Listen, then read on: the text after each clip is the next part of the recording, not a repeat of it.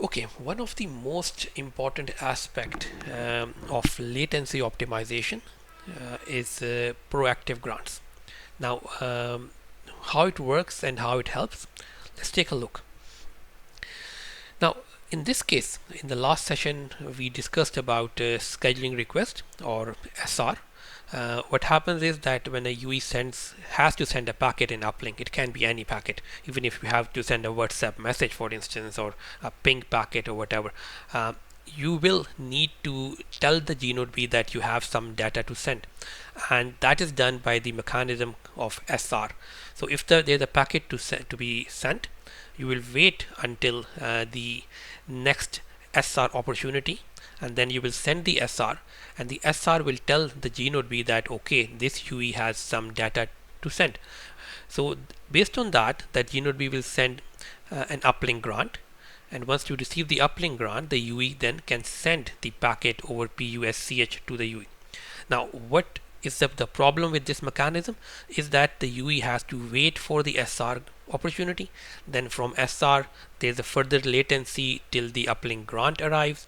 Then from the uplink grant to the actual PUSCH transmission, there is further latency. So this causes a huge amount of latency for the system. And to tackle that, we have an idea of proactive grants. Now, imagine a system where the GNodeB is sending uplink grants periodically after a small amount of time, and in that case, whenever the UE has to send a packet, it will have an uplink grant coming. So if the UE has to send a packet here, it will have to wait for a small amount of time, and then the grant comes and it sends the packet over the air on PUSCH. Now this overall reduces the latency significantly, but it has its drawbacks. Now each of this grant is coming on PDCCH, right? So that means that if there are, let's say, 8 to 10 UEs and all of them are getting these proactive uplink grants, that will choke the PDCCH channel. And the other aspect of that is that whenever there's a grant, and even if the UE has nothing to send, it still needs to transmit on this grant, because otherwise the GNodeB will think that the UE has lost the radio connection or the UE has dropped. So effectively, each of this grant, the UE will have to transmit a dummy allocation which is just padding data. So this causes another problem, because the UE is just sending padding data and this is not actual real traffic. That means if you enable a system like this kind of a mechanism in a cluster, for instance, and there are 10 UEs per site, all of them are sending dummy data in the uplink, that will increase the uplink congestion and also increase the uplink interference significantly, right? Because if you're sending a lot of uplink data suddenly, which was not there before, you will increase the uplink interference. So it will impact your uplink SINR, uplink throughput, uplink MCS, uplink all the uplink user experience KPIs. So you will gain the latency, a small amount of latency, but you will impact all other KPIs. So there is a better way to do that, and that's how we tune all of this uplink proactive grant mechanism to find the sweet spot between the latency gain and also to reduce the impact that it brings with it. So imagine this system. Now, if the UE has to send something, the first time it has to send, it sends an SR and gets a grant.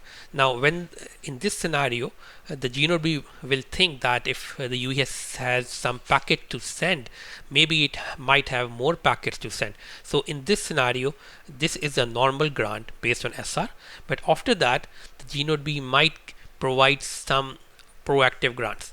So if the UE has no data to send, the GNodeB will stop sending those grants. So what will happen is that only for a very short amount of time we will see some dummy grants, but it will not always be there, and it will only be triggered with actual data.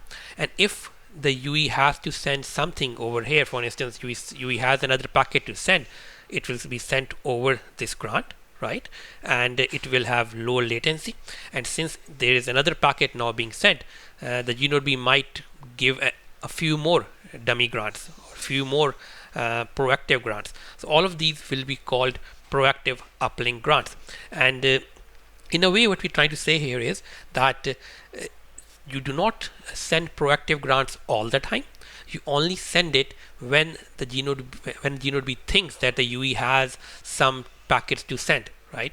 And if you start to see that the UE has not sent any real packet for a short amount of period of time, you stop those proactive uplink grants. So in this case, what will happen is that you will be able to reduce the latency significantly, but also you will be able to reduce the impact that the proactive grants bring with it, right? You will not have a lot of PDCCH congestion.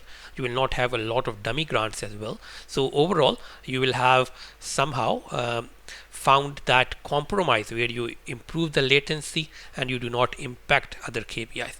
So again, for every system, this might be different, right?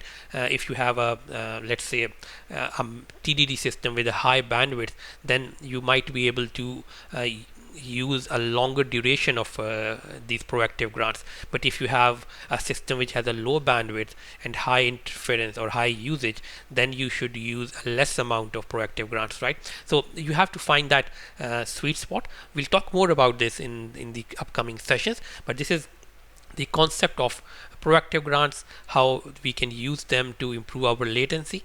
And different vendors have different names for it. Some call it proactive grants, some call it pre-scheduling, some call it preemptive grants, some call it pre-allocation. So all of them have different names, but more or less the concept is similar. And this over here, once you have understood this one, you can design your own system to find out what is the requirement that you need to achieve. And again, I will give some examples in the next session so that we all know how to design our own best use case. Okay, best of luck. See you guys. Bye.